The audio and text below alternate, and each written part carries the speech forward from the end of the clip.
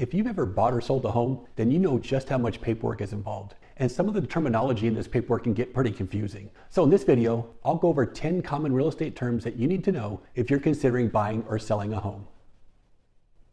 Hi, my name is Casey and I'm a local realtor here in Corona, California. And on this channel, we share information about the local housing market, and we also share tips for anyone thinking about buying or selling a home. So if you find the information helpful, we'd love you to hit the like and subscribe buttons below.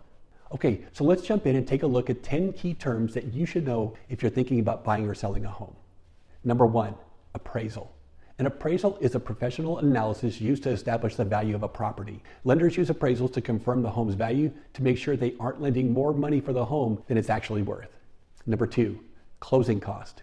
These are the fees required to complete a real estate transaction, and these fees are paid by both the buyer and the seller at closing. And this includes items such as escrow fees, loan fees, taxes, and insurance. Number 3, credit score.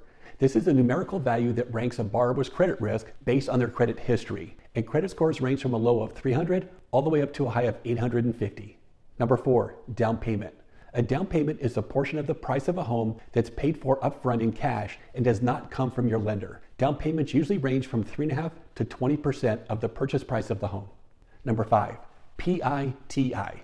Now this is an acronym for the 4 primary components of a monthly mortgage payment: your principal, interest, taxes, and insurance. This is a very common term used by lenders and something you'll definitely hear when it comes time to sign your loan documents. Number 6, pre-approval letter.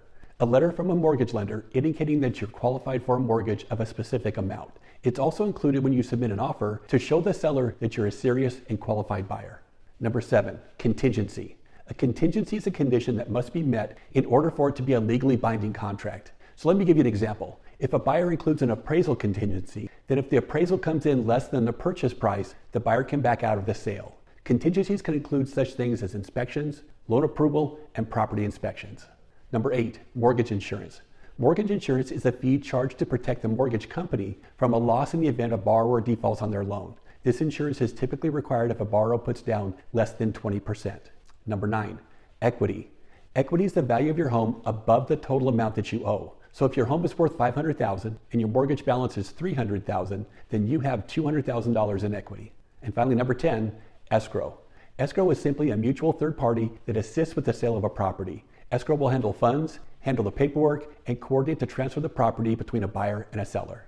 There really are a lot of terms used in the real estate world, and I wish I could go over all of them, but there's just way too many. Some are pretty straightforward, and others can be confusing. But if you're buying or selling a home and you don't understand something, don't be afraid or embarrassed to ask questions. These transactions involve a lot of money and paperwork, especially here in Southern California. So it's important to understand these terms. And the reality is, the more you know and understand, the more comfortable and confident you'll feel as you move forward.